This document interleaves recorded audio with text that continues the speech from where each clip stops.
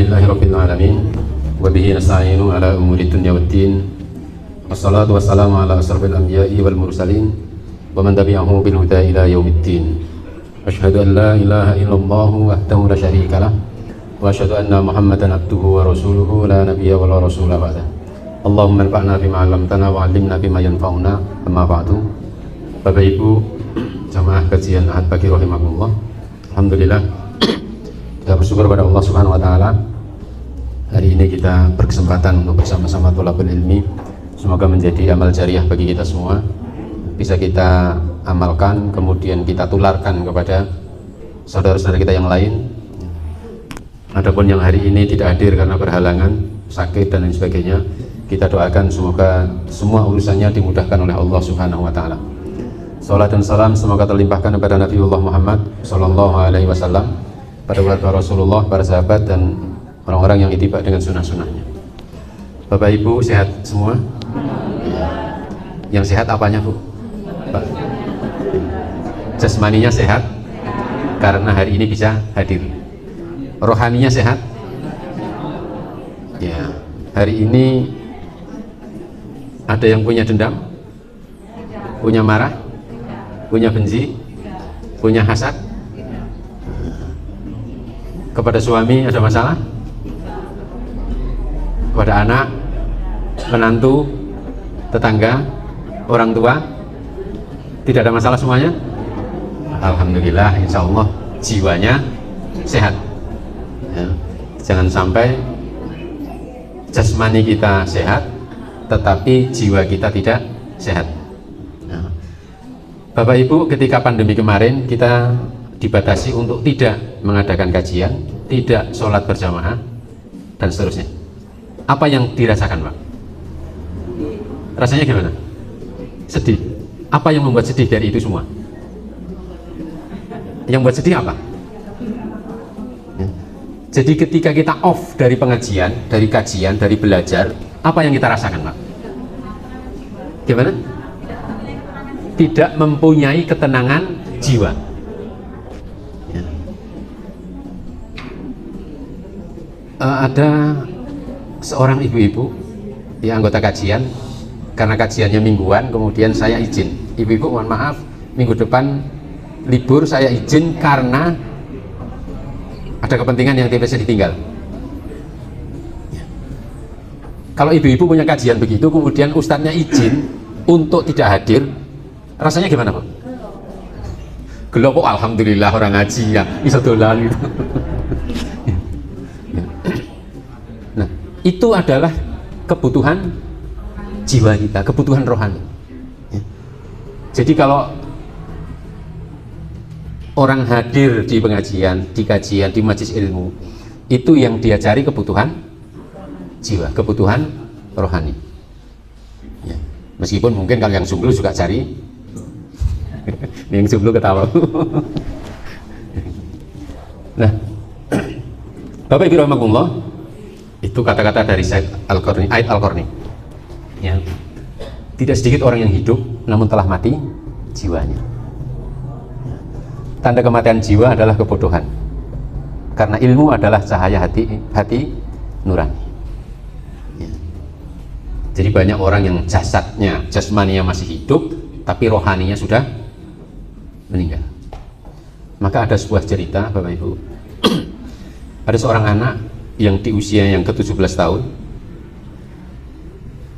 di perayaan ulang tahunnya yang ke-17, dia ditanya oleh ayahnya, "Nah, kamu minta hadiah apa di ulang tahun yang ke-17 ini?"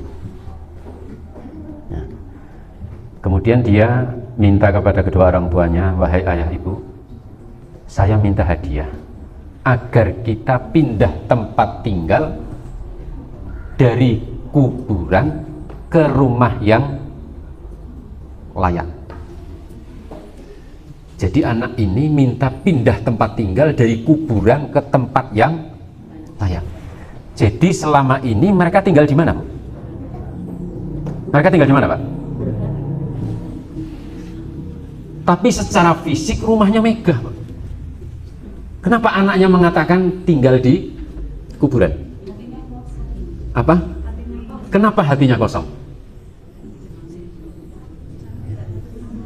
Karena selama 17 tahun itu sang anak tidak pernah mendengar di dalam rumah itu ada tilawah Al-Quran. Ayahnya tidak pernah membaca Al-Quran, ibunya tidak pernah membaca Al-Quran. Maka sang anak itu merasa hidup seperti di kuburan meskipun bangunan fisik rumahnya megah. Ketika dijelaskan oleh sang anak bahwa inilah yang dia minta dari kedua orang tuanya, apa yang terjadi? Kedua orang tuanya kemudian menangis tersungkur. Dia merasa bersalah bahwa selama ini menempatkan anaknya di kuburan. Ya.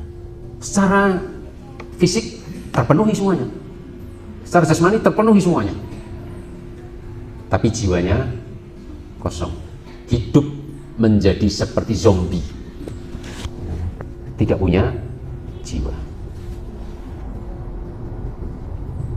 Maka Bapak Ibu rahmatullah, ketika bayi lahir disunahkan apa?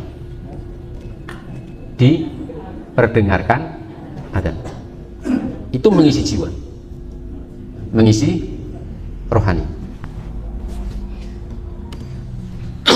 Maka Bapak Ibu rahmatullah, panca indera kita itu adalah alat dari kolbu kita, dari jiwa kita. Kebahagiaan mata itu karena pandangan, kebahagiaan telinga karena mendengar, kebahagiaan lisan itu karena rasa dan usapan, kebahagiaan hidung karena aroma. Nah, persoalannya adalah jiwa kita ada di level mana? Kan ada jiwa nabati, jiwa hayawani, kemudian jiwa insani atau jiwa ruhi. Nah, jiwa kita ada di level mana? Kalau level jiwa kita ada di level hayawani, mungkin yang kita dengar, yang kita lihat nanti adalah layangan putus. Nah, kalau ketawa berarti mengikuti itu.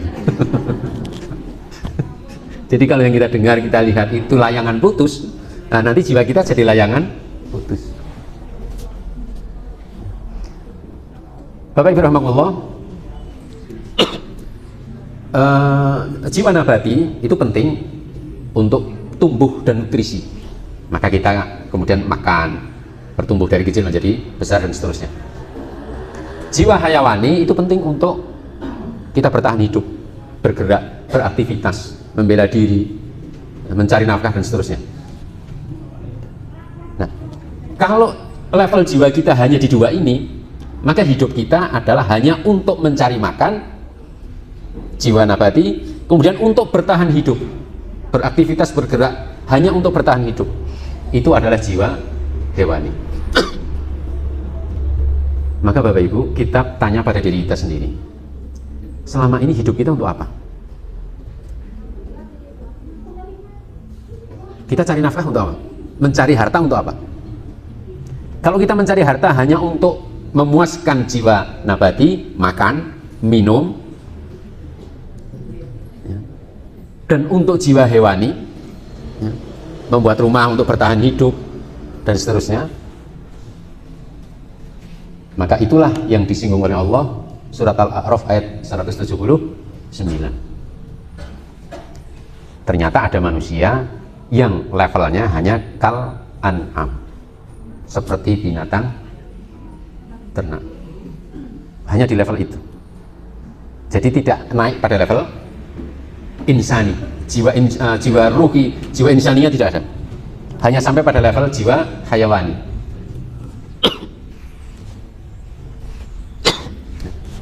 Nah, kalau hidup kita hanya di level ini, ya sudah, kita akan jadi seperti hewan. Ya. Bapak Ibu rahmatullah, kalau kita melihat kehidupan di barat, ya Allah, orang itu kawin cerai mudah banget ya. Kalau jatuh cinta sudah, istrinya dicerai, dia kawin lagi, bosan nanti cerai lagi, dan seterusnya. Mudah sekali begitu. Saya melihat di sosmed, itu postingan dari Inspirasi Mu'alaf ya, sebuah podcast yang bicara di situ non-muslim. Dia mengatakan bahwa semua solusi dari carut marut kehidupan itu ada di dalam Islam. Semua carut marut kehidupan, baik itu sosial, politik, ekonomi, keluarga, itu solusinya semuanya ada di dalam Islam. Sampai salah satu, karena di bertiga, salah satu narasumber di podcast itu, dia sampai mengatakan begini, keluarga besar saya 50%-nya muslim, 50%-nya non muslim. Yang muslim itu mereka pernah bercerai semuanya. Yang muslim tidak ada yang bercerai satupun. Dan mereka bahagia. Dan yang mengatakan begitu adalah orang non muslim. Maka mestinya kita yang muslim itu harusnya lebih bahagia. Maka Bapak Ibu rahimahullah, unsur manusia itu ada dua, jasmani dan rohani. Rohani itu ada qalbu, kemudian ada akal. Jadi jiwa hayawani, jiwa nabati itu ada di level jasmani. Jiwa insani, ruhi itu ada di level rohani. Ada dua bagian di situ, yaitu qalbu dan akal. Ya. Yang paling besar itu ya bagian yang mana, Bapak Ibu? Yang jasmani atau yang rohani? Dari tubuh kita, dari kehidupan kita. Yang paling dominan itu yang mana? Jasmani atau rohani? Jasmani atau rohani? Unsur yang paling berpengaruh terhadap kehidupan kita itu adalah unsur rohani, bukan jasmani. Unsur rohani. Kalau unsur yang paling berpengaruh, paling berperan dalam kehidupan kita adalah unsur rohani, maka seharusnya porsi waktu, tenaga, pikiran kita untuk memenuhi kebutuhan rohani harusnya lebih besar dibandingkan porsi untuk memenuhi kebutuhan jasmani. Tapi selama ini yang terjadi apa? Kebalikannya kan? Selama ini kan kebalikannya. Jadi porsi energi, pikiran, waktu yang kita alokasikan untuk kebutuhan jasmani itu jauh lebih besar. Bapak-bapak ada yang merokok? Yang merokok kemudian kalau diberi pertanyaan, Bapak, berapa anggaran rokok Anda selama 1 bulan? Dan berapa infak Anda selama 1 bulan? Kira-kira jawabannya besar yang mana, Bu?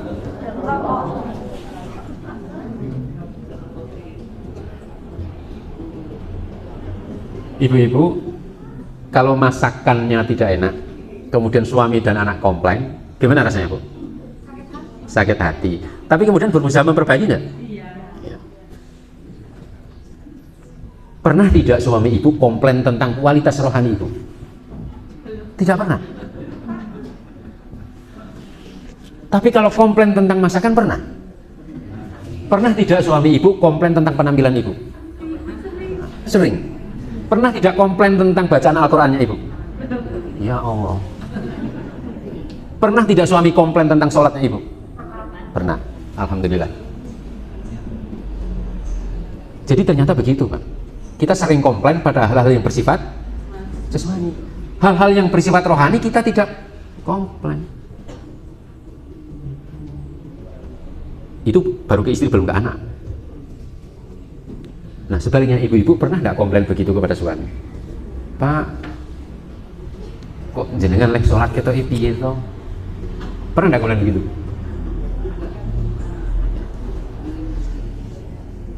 Coba Bapak Ibu rahimahullah, di dalam rumah kita biasakan hal-hal seperti ini. Hal-hal yang sifat ruhiyah itu juga menjadi obrolan di dalam rumah antara suami istri juga dengan anak. Jangan hanya ngobrol masalah-masalah dunia, masalah-masalah jasmani. Coba kita obrolkan masalah-masalah ruhiyah kita.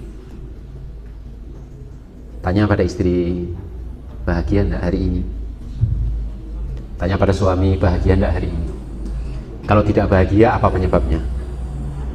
Jangan-jangan yang membuat tidak bahagia itu bukan aspek jasmaninya, tapi aspek ruhiyahnya. Saya pernah bertanya pada salah satu takmir Masjid Al-Manar, tidak saya sebutkan namanya. Pertanyaan saya adalah, apa yang Anda rasakan setelah menjadi takmir masjid. Perubahan apa yang terjadi? Ternyata dia merasa lebih bahagia. Sebenarnya saya ingin buat kuesioner untuk takmir Masjid Al-Manar hal-hal begitu. Apa yang Anda rasakan selama menjadi takmir masjid? Mengurusi umat, mengurusi rumah Allah. Anak jadi semakin nakal atau jadi semakin baik?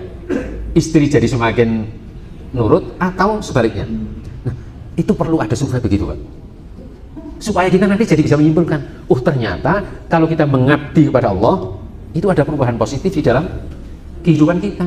Itu aspek rohani. Nah, persoalannya menjadi takmir masjid itu seruan dunia apa seruan akhirat? Seruan apa? Seruan akhirat kan?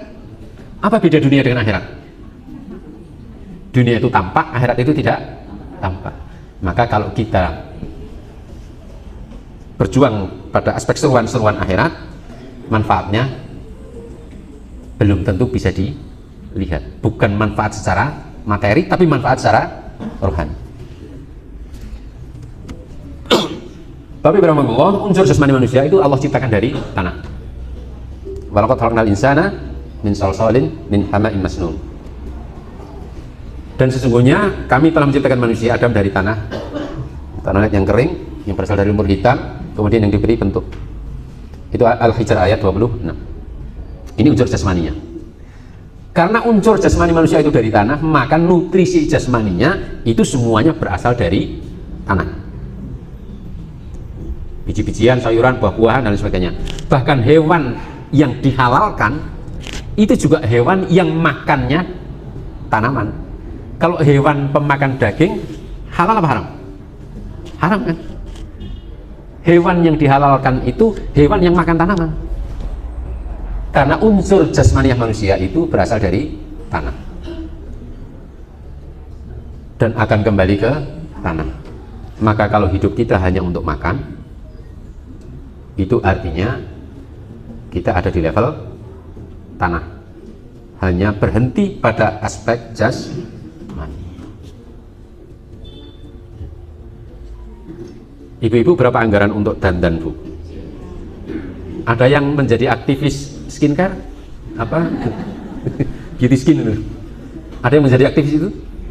Ya, saya punya teman aktivis Nafa Green, Magelang. Berapa tuh sekali ke sana, Bu? Berapa, Bu?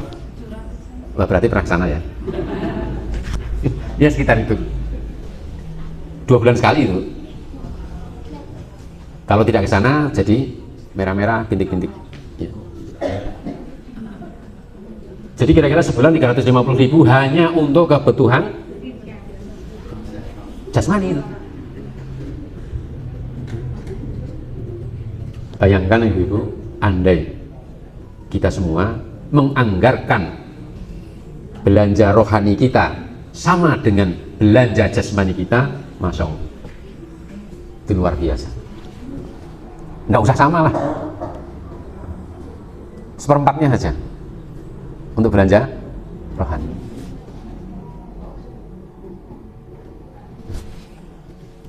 Nah, unsur rohani manusia itu langsung dititipkan oleh Allah ke dalam jasad manusia. Fa idza sawaituhu wa nafakhtu fihi min ruhi faq'u lahu sajidin. Maka apabila telah kesempurnakan kejadiannya dan kutiupkan kepadanya roh ciptaanku, maka hendaklah kamu tersungkur dengan bersujud kepadanya.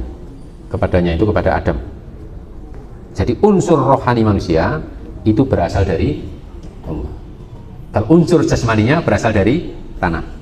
Maka kalau nutrisi jasmaninya kita ngambil dari tanah, nutrisi rohaninya kita mengambil dari kalamullah, Al-Quran dan Rasulullah, sunnah dan keteladanan. Nggak bisa yang lain, karena awal unsur penciptaannya itu. Bisa tidak karena kita diciptakan dari tanah, kemudian nutrisi kita tidak dari tanah? Contohnya apa, Pak, kira-kira? Yang kita makan tapi asalnya tidak dari tanah. Ada enggak? Enggak ada kan? Semuanya dari tanah. Karena memang asal penciptanya dari sana. Nah, kalau roh kita itu ditiupkan oleh Allah Subhanahu wa taala, maka nutrisinya ya harus ke sana. nutrisinya harus kepada Allah Subhanahu wa Ta'ala, kepada sunnah Rasulullah Shallallahu Alaihi Wasallam. Itulah pentingnya kajian Al-Quran, pentingnya pengajian, pentingnya taklim itu. Nah, jadi taklim, pengajian itu menjadi kebutuhan. Ya. Tidak hanya sekedar, tonggoku mangkat, aku nek ra mangkat isin. Tidak sekedar itu. Tapi sebuah kebutuhan untuk menutrisi jiwa kita. Maka orang-orang yang mencari nutrisi jiwanya bukan kepada kalamullah, tidak kembali pada Allah dan Rasulnya, itu pasti tidak akan ketemu. Kalaupun ketemu itu semu, sesaat saja.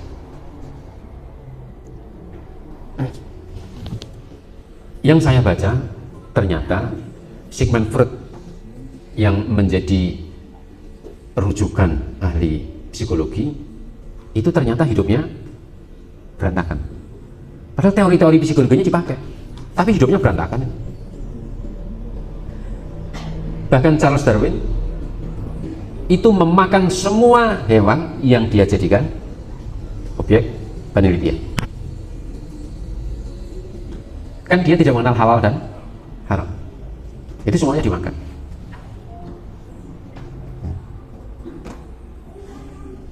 Jadi kalau tidak kembali kepada kalamullah, tidak pernah akan ketemu pada nutrisi jiwa yang sesungguhnya. Ala bi dzikrillahi tatmainnul qulub. Bukankah dengan berzikir kepada Allah itu hati kamu akan tenang?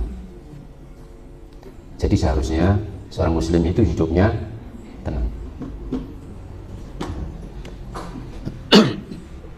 Nah, Bapak Ibu rahmatullah, bahagia itu penting tidak? Penting tidak? Sudah bahagia belum, Bu? Saking pentingnya bahagia, di tempat saya itu ada panggilan untuk bahagia sehari 5 kali. Di sini ada enggak? Pakai bahasa apa?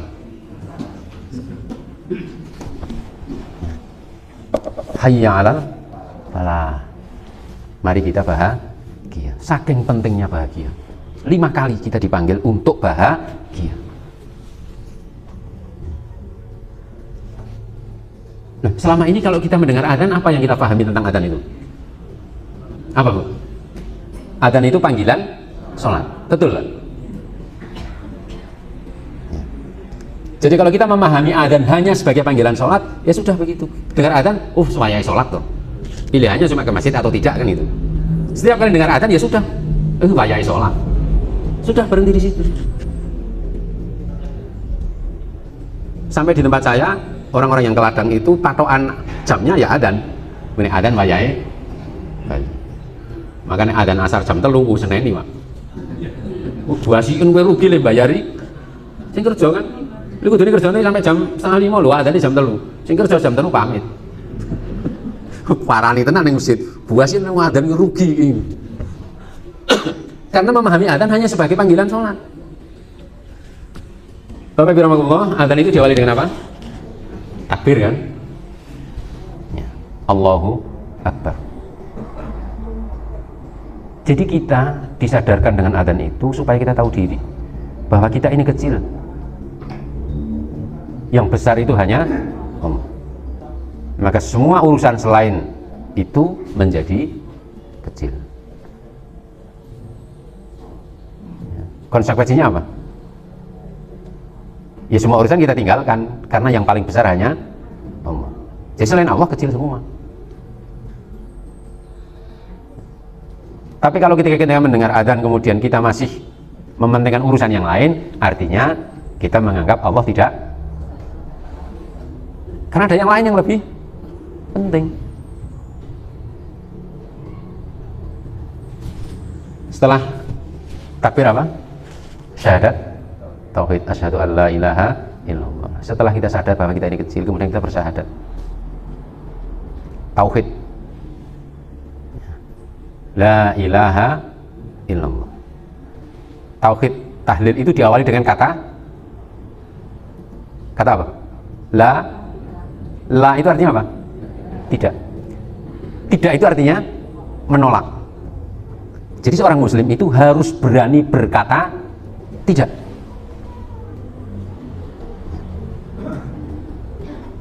Seorang muslim harus berani berkata tidak terhadap semua hal yang bertentangan dengan syariat. Berani berkata tidak itu artinya apa? Itu tentang apa? Berani berkata tidak itu tentang ego, kekuatan ego. Orang yang egonya kuat itu berani berkata tidak, berani menolak. Jadi ibu-ibu, kalau anak-anak ibu itu tidak berani berkata tidak, artinya egonya lemah. Kenapa egonya lemah? Kenapa, Bu? Pernah dibahas di sini ya, Bu, tentang ego? Belum pernah ya? Ya. Jadi menurut survei, bangsa Indonesia itu bangsa dengan ego yang paling lemah, sehingga orang Indonesia itu mudah dihipnotis, mudah terkena sihir, mudah ikut-ikutan karena egonya lemah. Salah satu yang membuat ego lemah adalah anak-anak di usia 2-7 tahun sudah diajari berbagi. Ngajari anak berbagi itu di usia setelah 7 tahun. Di usia itu anak jangan ajari berbagi. Kalau dia menangan ya sudah, memang itu saat dia memperkuat egonya. Nah sayangnya di Indonesia anak-anak TK, anak-anak PAUD sudah pakai seragam. Seragam di usia itu melemahkan ego. Harusnya anak-anak dibiarkan berpakaian sesuai dengan karakternya masing-masing, itu untuk memperkuat ego. Maka dulu pernah ada tren pakaian sarimbit, seragam sekeluarga, suami, istri, anak. Itu mengikuti selera anak apa selera orang tuanya? Tidak mungkin kan seragam sarimbit mengikuti selera anak, mesti selera orang tuanya kan? Ya. Tapi anak-anak nyaman tidak dengan pakaian begitu? Ya. Dia kemudian tidak bisa mengekspresikan karakter unik pada dirinya, bahwa saya berpakaian itu yang saya senang modelnya begini.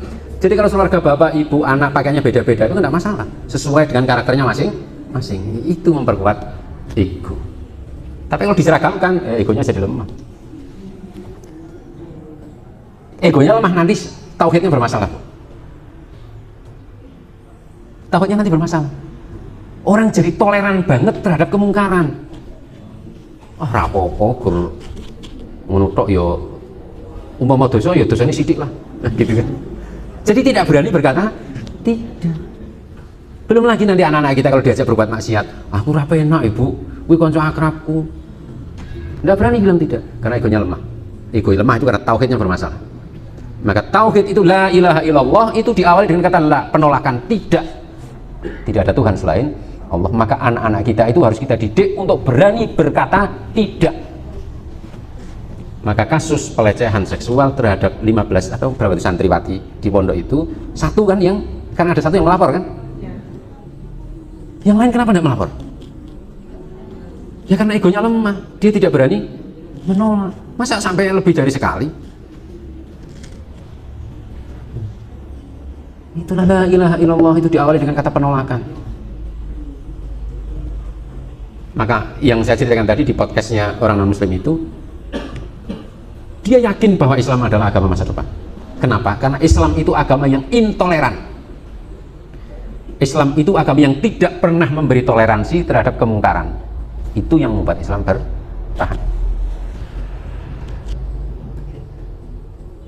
Jadi kalau ada yang mengatakan Islam itu agama yang intoleran, betul. Tapi intoleran terhadap kemaksiatan, terhadap kemungkaran. Tidak bisa kita bertoleransi terhadap kemungkaran. Maka Bapak Ibu rahimahullah, anak kita harus kita didik menjadi anak yang egonya kuat, bukan egois, tapi egonya kuat. Ya. Adrian Snovi dalam bukunya dia menuliskan begini. Bapak tahu suka bola Pak? Suka? Tahu bedanya Messi sama Ronaldo? Apa? Kesannya apa? Kalau Ronaldo itu kesannya apa?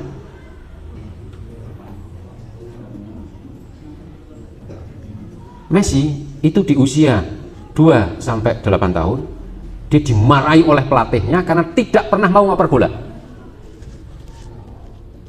Makanya Messi kan lincah banget kalau giring bola. Tapi di usia 8 tahun ke atas dia menjadi pemain bola yang paling rajin ngoper bola karena egonya sudah kuat terpenuhi sebelum 8 tahun. Dia tidak mau ngoper. egonya kuat di situ, sudah terpenuhi di situ. Nah setelah usia 8 tahun dia rajin ngoper karena egonya sudah terpenuh. Nah Bapak Ibu, kita kadang-kadang kalau anak nangis, anak muda nangis, kita bilangnya apa? Apa? Suruh diam. Padahal nangis itu kan penting. Iya, nangis itu kan meluapkan emosi. Biarkan saja dia nangis, jangan suruh berhenti. Jadi kalau anak nangis suruh berhenti, itu kayak selang yang ngalir kemudian kita tutup gitu. Tumpat kan, biar aja nangis. Nangis itu melegakan kok. Nah, ibu-ibu nek mangkel karo bojo terus iso nangis, rasanya piye, Bu? Iya kan, anak-anak kita juga begitu. Coba ibu-ibu nek mangkel karo suami karena suaminya selingkuh atau apalah gitu, kemudian ibu-ibu nangis, kemudian ada orang komentar, ngono tok nangis cengeng, rasanya gimana, Bu? Wah, nek ono penghapus sedaya ngono, bualan. Anak-anak kita kan juga begitu. Dia lagi nangis itu sedang meluapkan emosi, tiba-tiba kita lecehkan. Alah ngono tok nangis cengeng kowe. Meneng. Kita lecehkan begitu. Makanya Bu, kalau anak-anak kita nangis udah kasih aja uang. Nah, nek kowe iso nangis sampai 1 jam, iki hadiahmu yo. 10.000. Kira-kira berhenti apa terus? Berhenti. Jangan bilang cengeng. Jadi jikalau ego kita lemah, itu tauhid kita nanti bermasalah.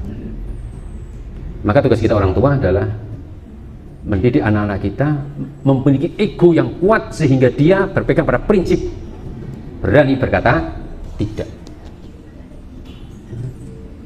Di kedua ada kasus anak kuliah diajak temannya minum dan dia mau. Nah ternyata anak ini sudah kuliah, tapi cara berpakaiannya ibunya masih cerewet. Dia mbok aja ngagem niku loh, ora cocok. Ini masih begitu. Lu anak wis kuliah lho sing dene karo ibuke. Ya sudah lemah sekali egonya. Maka ketika diajak minum, sudah dia nurut. Jadi waktu dia curhat, Pak anak saya begini, saya tanya kepada Bu, kapan terakhir Ibu ngatur anak? Nah sampai sekarang masih, contohnya Bu, saya masih ngatur cara berpakaian anak saya, wis kuliah loh.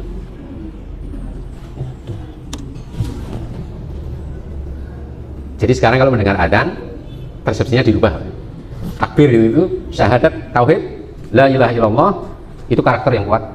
Tauhid kita harus tunduk pada Allah Subhanahu wa taala. Yang kedua syahadat Rasul, asyhadu anna Muhammadar Rasulullah. Itu kita berpegang pada sunnah. Hayya 'alas shalah, itu ajakan untuk sholat, ibadah, tunduk dan taat pada perintah Allah. Semua perintah Allah. Ya. Kalau 1, 2, 3, 4 kita mengakui Allah yang maha besar, kemudian kita kecil, tidak ada apa-apanya di hadapan Allah, kemudian kita bersyahadat tauhid dengan syahadat yang benar, kemudian kita mengikuti sunnah Rasulullah SAW, kemudian kewajiban-kewajiban ubudiyahnya kita lakukan, maka setelah itu hayya 'alal falah, mari menuju kemenangan, kesuksesan, kebahagiaan. Ya. Jadi supaya setiap kali kita mendengar adzan itu menjadi nutrisi bagi jiwa kita, pahamilah adzan itu dengan sebenarnya bukan hanya sebagai panggilan sholat. Itu adalah panggilan untuk tunduk pada Allah Subhanahu wa taala. Itu adalah panggilan untuk bertauhid. Itu adalah panggilan untuk mengikuti sunnah Rasulullah Shallallahu Alaihi Wasallam. Itu adalah panggilan untuk kita seorang muslim melaksanakan semua perintah Allah. Tapi ingat, kalau kita sudah sampai pada level nomor 5, kita sudah menang, kita sudah sukses, kita sudah bahagia, jangan lupa untuk tetap ingat Allahu Akbar. Jangan sombong.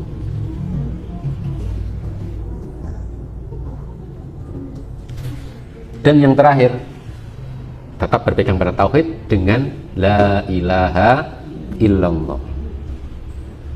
Jadi Bapak Ibu, kalau kita mendengar adzan, nikmati dengan cara ini. Setiap kali kita mendengar adzan, nikmati dengan cara ini. Itu akan menjadi nutrisi jiwa kita sehari 5 kali. Kalau sudah sehari 5 kali, masa sih kita tidak bahagia? Masa sih kita tidak sukses. Penuhi dulu nutrisi jiwa. Nutrisi jasmani itu gampang, Allah sudah jamin kok. Rezeki itu siapa yang jamin? Nutrisi jasmani Allah sudah jamin. Tapi nutrisi jiwa kita harus cari sendiri. Tidak, Allah tidak pernah menjamin ini. Dunia Allah jamin, akhirat siapa yang jamin? Surga neraka itu tergantung amal kita di dunia. Jadi Bapak Ibu Allah, yang mempengaruhi jiwa adalah apa yang kita dengar dan apa yang kita lihat. Maka di dalam syariat Islam ada qadul basar, menahan pandangan supaya yang masuk ke dalam hati kita itu yang baik-baik. Ya. Kita juga diperintahkan untuk tidak mendengar hal yang negatif agar jiwa kita tidak menjadi negatif. Wala taqu ma laysa laka bihi ilmun, inna sam'a wal basara wal fu'ad kullu ulaika kana anhu mas'ula. Ya, semuanya akan dimintai pertanggungjawaban oleh Allah Subhanahu wa taala. Maka hati-hati dengan apa yang kita lihat, hati-hati dengan apa yang kita dengar. Dan sayangnya hari ini kita tidak bisa mengontrol apa yang didengar oleh anak kita, apa yang dilihat oleh anak kita di HP Android. Teman saya Bu, HP-nya dipinjam oleh anak, loadingnya lama karena ada gangguan sinyal, langsung dibuating, mati HP-nya. Beli lagi bapaknya, dipinjam lagi, baru 2 hari dipinjam lagi oleh anaknya, loadingnya lama lagi. Maka anak itu, anak TK loh, dia ngambil pendel loh, langsung tutup, pecah, sudah nggak bisa dipakai lagi. Hanya karena loadingnya lama, dia sudah menjadi anak yang tidak sabar. Semuanya pengennya instan, dan semua yang instan itu adalah hal-hal yang bersifat jasmani. Yang ruhiyah itu tidak bisa instan, butuh proses dan seterusnya. Dan hari ini kita tidak bisa mengontrol anak-anak kita untuk hal-hal seperti itu. Maka Bapak Ibu rahmatullah, kalau kita lapar kita bersegera makan, kalau kita haus kita bersegera minum, kalau kita kedinginan kita bersegera ngambil jaket, kalau kehujanan kita bersegera ngambil payung. Semua itu adalah kebutuhan jasmani. Lalu apa yang kita lakukan ketika hati kita merasa gersang, ketika kita resah, ketika kita tidak tenang, ketika kita gelisah? Apa yang kita lakukan? Resah, cemas, gelisah, tidak bahagia, sedih dan seterusnya, itu adalah persoalan-persoalan jiwa, karena ada nutrisi yang belum terpenuhi. Maka penuhi itu. Ala bidzikrillahi tatmainnul qulub. Zikir, ingat kepada Allah, itu akan membuat hati kita menjadi tenang. Bapak Ibu rahmatullah, jam 7 di HP saya. Semoga bermanfaat, dan insya Allah kita lanjutkan lagi di Ahad yang akan datang, masih tentang nutrisi jiwa, tapi hal-hal yang lebih praktis tentang bagaimana menutrisi jiwa kita. Aku qouli hadza wa astaghfirullahaladzim li wa lakum wa lisairil mu'minin wa tubu ilaihi innahu huwat tawwabur rahim wa billahi taufiq wal hidayah. Assalamualaikum warahmatullahi wabarakatuh.